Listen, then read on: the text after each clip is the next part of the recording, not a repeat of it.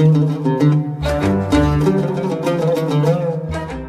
زيادة زينب بلاش أنا ماخذ منك فلوس. رايح الحظ أعطيك عندي الفلوس. اسكت، أنا معتاد على فلوسك. أنت قاعد بطل أفشخ. دخيلك عندي مال لا حدي.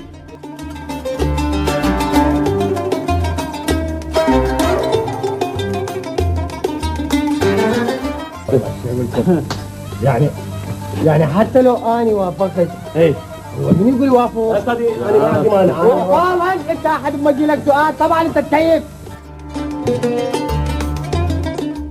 نحباني يمكن يقول لك يعني نحباني. نحبان ايه شنو معناتها حجي؟ انطاك عمره. ها اي